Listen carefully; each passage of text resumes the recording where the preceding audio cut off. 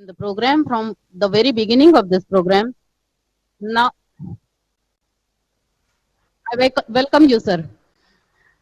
And I request Dr. Vijay Lakshmi Saxena ji for her welcome speech for Dr. Honorable Prime Minister, and she will invite Honorable Prime Minister for his talk. Dr. Vijay Lakshmi ji Saxena. इस सभागार में उपस्थित समस्त विद्युत जनों को मेरा सादर प्रणाम, नमस्कार, नमन, एकदम आभार. A very good morning to you all and a very happy new year. या शुभ सकाळी सर्वांचे मनपूर्वक स्वागत.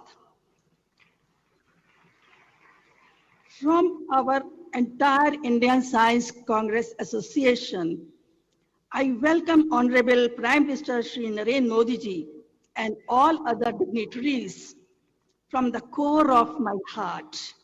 I would like to say that I am short of words to bestow my best regards and gratitude to our Honorable Prime Minister Shri Modi ji for giving his precious time to Indian Science Congress. And at the time of the colossal loss of his beloved mother, on behalf of Indian Science Congress, I would only like to say, Om Shanti, Sadgati, Vaikunt, Shivlok, Pratirastu. We know that you are the modern India's chief architect who champions Jai Anusandhan and recently became the president of G20. Thank you so much, sir, for your endless patronage for ISCA. 21st century is indeed the century of India. But what should be its trajectory? Atmanirbhar Bharat, self-reliant India, is the only trajectory.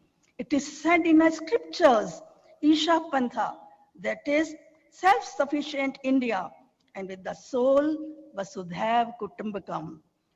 Also said by Rashtrasant Tukoji Maharaj, Ya Bharatat Bandhubhav Nitya Vasude, He Sarv Pantha Sampradaya Ek Disude. However, development needs to be achieved at a sustainable way with Indian women at the forefront. Swachh और स्वस्थ भारत, सशक्त और सबल भारत, समग्र और सक्षम भारत, सतत और सनातन भारत, बेटी बचाओ बेटी पढ़ाओ, महिलाएं हाथ, स्वधर गृह and Mahila Shakti Kendras are major government initiatives towards a sustainable development with Indian women at the central stage. Dreamers and fan followers of ISCA will always remember Modi ji Man Ki Baat, a mantra of success for most of the Indians. During this auspicious Azadi Ka Amrit Mahotsav, on behalf of entire Indian Science Congress Executive Committee and Council members, we are humbly requesting Modi ji to fulfill our long-awaited written request to become the President of Indian Science Congress 2025. I request you to kindly announce your consent from this platform itself. I believe that 108 Indian Science Congress will give new avenues to provide women with better access to education and find sustainable solution for resolving our problems. चला पुढील 5 दिवस संत बरोबर विज्ञानाचा आनंद घेऊया. Now I request Honorable Prime Minister Modi ji to address the gathering. नमस्कार. आप सभी को इंडियन साइंस कांग्रेस के आयोजन के लिए बहुत बहुत बधाई. अगले 25 वर्षों में भारत जिस ऊंचाई पर होगा उसमें भारत की वैज्ञानिक शक्ति की भूमिका बहुत अहम होगी. साइंस में पैशन के साथ जब देश की सेवा का संकल्प जुड़ जाता है तो नतीजे भी अभूतपूर्व आते हैं. मुझे विश्वास है भारत की साइंटिफिक कम्युनिटी भारत को 21वीं सदी में वो मुकाम हासिल कराएगी जिसका वो हमेशा हकदार रहा है। मैं इस विश्वास की वजह भी आपको बताना चाहता हूं। आप भी जानते हैं कि ऑब्जर्वेशन साइंस का मूल आधार है। ऑब्जर्वेशन के जरिए आप साइंटिस्ट पैटर्न फॉलो करते हैं, फिर उन पैटर्न्स को एनालाइज करने के बाद किसी नतीजे पर पहुंचते हैं। इस दौरान एक साइंटिस्ट के लिए हर कदम पर डेटा जुटाना और उसे एनालाइज करना बहुत महत्वपूर्ण होता है। 21वीं सदी के आज के भारत में हमारे पास दो चीजें बहुतायन में हैं। पहली डेटा और दूसरी टेक्नोलॉजी। इन दोनों में भारत के साइंस को नई बुलंदियों पर पहुंचाने की ताकत है।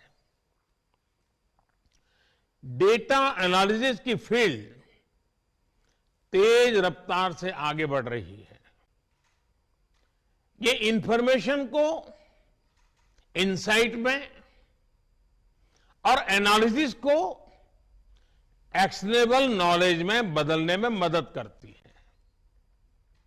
चाहे ट्रेडिशनल नॉलेज हो या मॉडर्न टेक्नोलॉजी, ये दोनों ही साइंटिफिक डिस्कवरी में मददगार होती है। और इसलिए हमें अपने साइंटिफिक प्रोसेसेस को और मजबूत बनाने के लिए अलग अलग टेक्निक्स के प्रति खोजी प्रवृत्ति को विकसित करना होगा। साथियों, आज का भारत जिस साइंटिफिक अप्रोच से आगे बढ़ रहा है, हम उसके नतीजे भी देख रहे हैं। साइंस के क्षेत्र में भारत तेजी से वर्ल्ड के टॉप कंट्रीज में शामिल हो रहा है। 2015 तक हम 130 देशों की ग्लोबल इनोवेशन इंडेक्स में 81 नंबर पर थे, लेकिन 2022 में हम छलांग लगा करके 40वें नंबर पर पहुंच गए हैं। आज भारत पीएचडीज के मामले में दुनिया में टॉप 3 देशों में है। आज भारत स्टार्टअप इकोसिस्टम के मामले में दुनिया के टॉप 3 देशों में है। साथियों, मुझे खुशी है कि इस बार इंडियन साइंस कांग्रेस की थीम भी एक ऐसा विषय है जिसकी दुनिया में सबसे ज्यादा चर्चा हो रही है।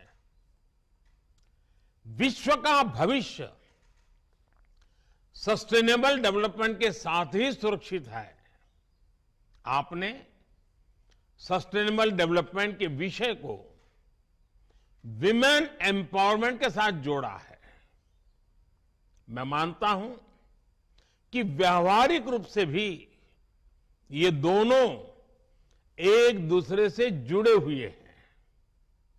आज देश की सोच केवल ये नहीं है कि हम साइंस के जरिए विमेन एम्पावरमेंट करें, बल्कि हम विमेन की भागीदारी से साइंस का भी एम्पावरमेंट करें। साइंस और रिसर्च को नई गति दें, ये हमारा लक्ष्य है। अभी भारत को G20 समूह की अध्यक्षता की जिम्मेदारी मिली है। G20 के प्रमुख विषयों में भी विमेन लेड डेवलपमेंट एक बड़ी प्राथमिकता का विषय है। बीते 8 वर्षों में भारत ने गवर्नेंस से लेकर सोसाइटी और इकोनॉमी तक इस दिशा में कई ऐसे असाधारण काम किए हैं जिनकी आज चर्चा हो रही है। आज भारत में मुद्रा योजना के जरिए छोटे उद्योगों और व्यवसायों में भागीदारी हो या स्टार्टअप वर्ल्ड में लीडरशिप, महिलाएं हर जगह पर अपना दम दिखा रही है। बीते 8 वर्षों में एक्स्ट्रा मुरल रिसर्च एंड डेवलपमेंट में महिलाओं की भागीदारी दोगुनी हुई है।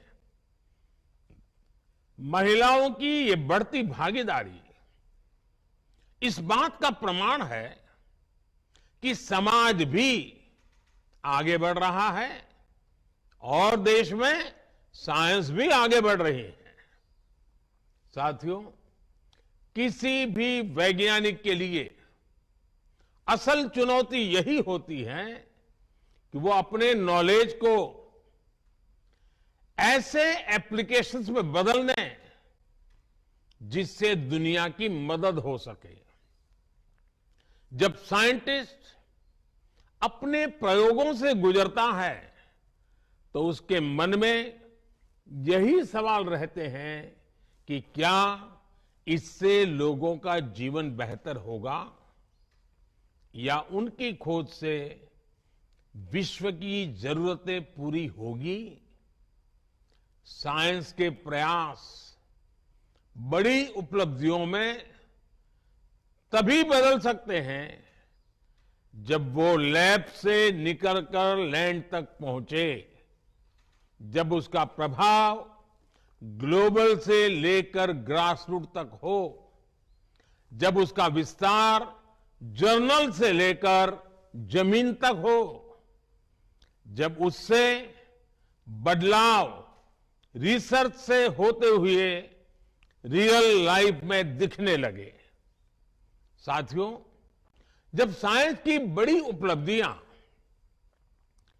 एक्सपेरिमेंट से लेकर लोगों के एक्सपीरियंस तक का सफर तय करती है तो इससे एक अहम संदेश जाता है। ये बात युवाओं को बहुत प्रभावित करती है। वो सोचते हैं कि साइंस के जरिए वो पूरी दुनिया को प्रभावित कर सकते हैं। ऐसे युवाओं को आगे बढ़ाने के लिए इंस्टीट्यूशनल फ्रेमवर्क की आवश्यकता होती है ताकि उनकी आकांक्षाओं का विस्तार किया जा सके, उन्हें नए अवसर दिए जा सके। मैं चाहूंगा कि यहां मौजूद वैज्ञानिक ऐसा इंस्टीट्यूशनल फ्रेमवर्क विकसित करें जो युवा प्रतिभाओं को आकर्षित करे और उन्हें आगे बढ़ने का मौका दे। उदाहरण के लिए टैलेंट हंट और हैकेथॉन के आयोजनों के जरिए साइंटिफिक सोच रखने वाले बच्चों की तलाश की जा सकती है।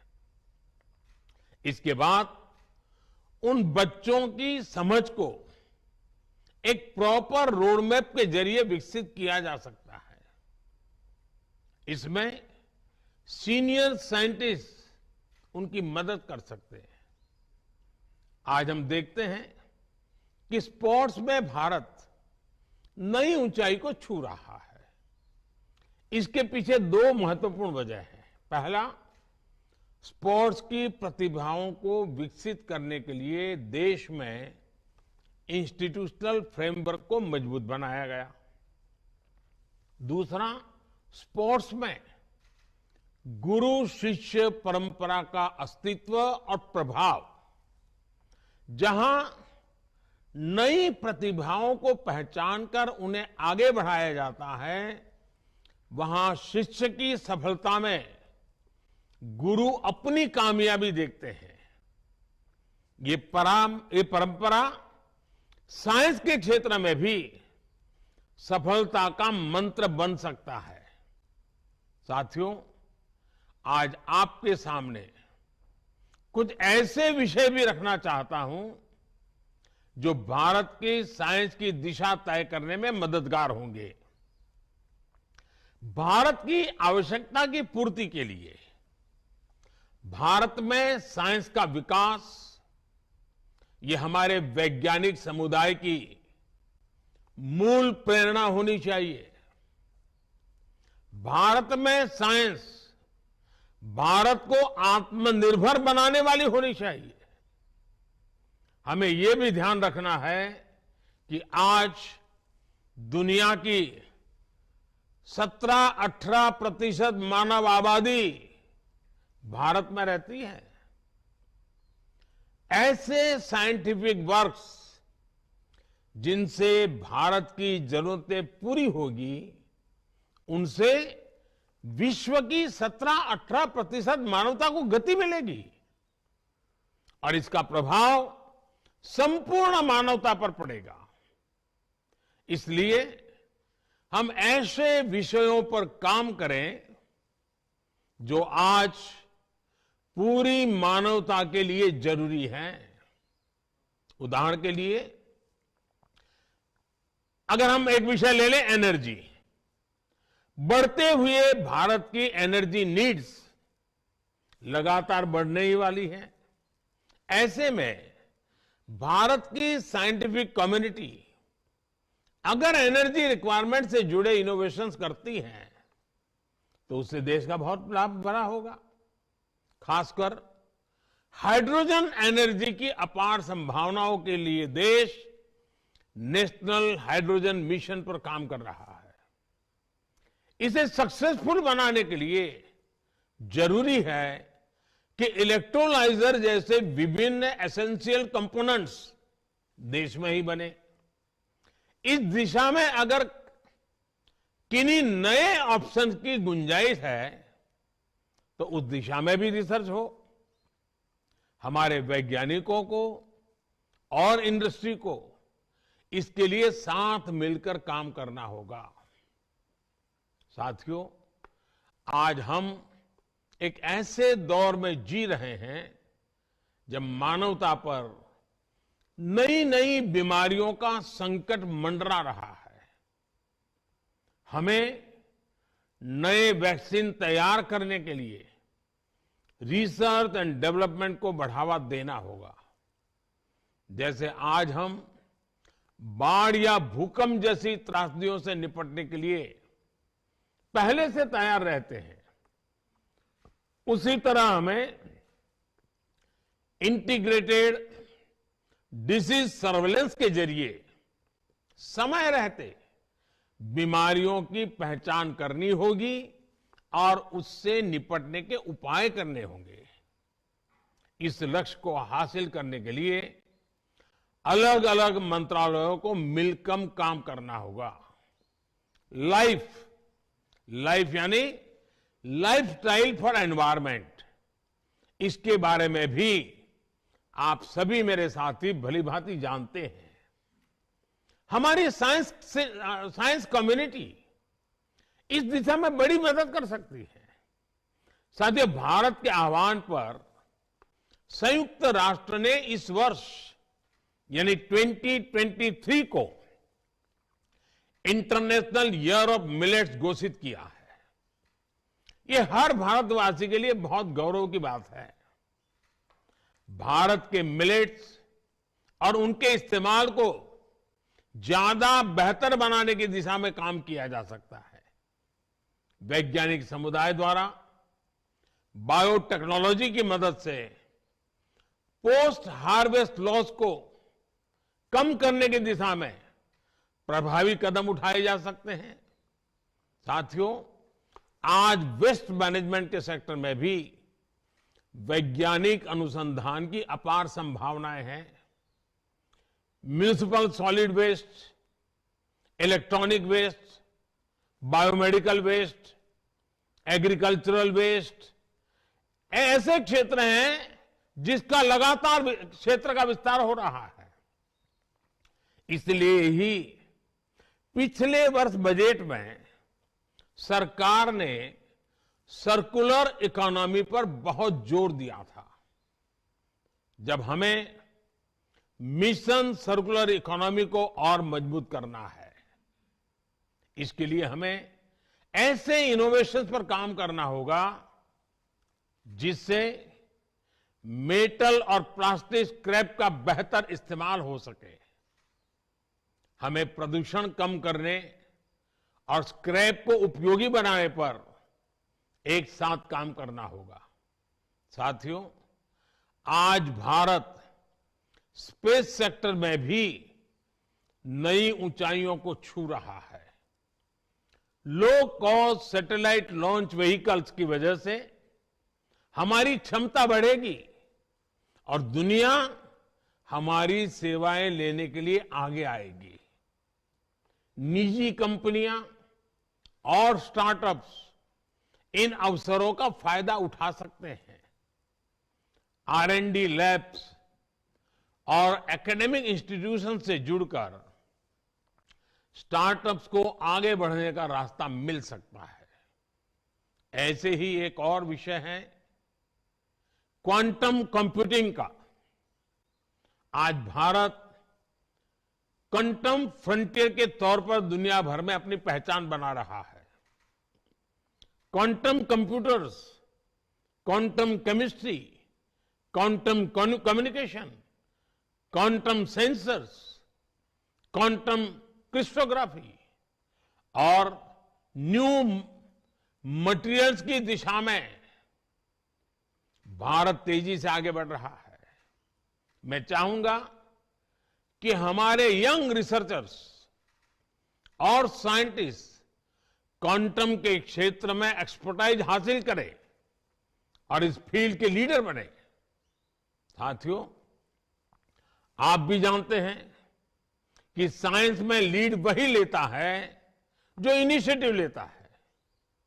इसलिए दुनिया में क्या चल रहा है हमें ये तो देखना ही है, लेकिन साथ ही जो काम कहीं नहीं हो रहे, जो फ्यूचरिस्टिक आइडियाज हैं, उन पर भी फोकस करना है। आज दुनिया में AI, AR और VR की बात हो रही है। हमें उन विषयों को अपनी प्रायोरिटीज में शामिल रखना होगा। सेमीकंडक्टर चिप्स की दिशा में देश कई बड़े कदम उठा रहा है। समय के साथ सेमीकंडक्टर चिप्स में भी नए इनोवेशंस की जरूरत होगी। क्यों न हम देश के सेमीकंडक्टर पुश को अभी से फ्यूचर रेडी बनाने की दिशा में सोचे। देश इन एरियाज में इनिशिएटिव लेगा, तभी हम इंडस्ट्री 4.0 का नेतृत्व देने में सक्षम होंगे। साथियों, मुझे विश्वास है इंडियन साइंस कांग्रेस के इस अधिवेशन में विभिन्न रचनात्मक बिंदुओं पर भविष्य का स्पष्ट रोड मैप तैयार होगा। अमृतकाल में हमें भारत को मॉडर्न साइंस की सबसे एडवांस लेबोरेटरी बनाना है। इसी कामना के साथ आप सभी का बहुत बहुत धन्यवाद और इस समिट के लिए मेरी अनेक अनेक शुभकामनाएं। नमस्कार।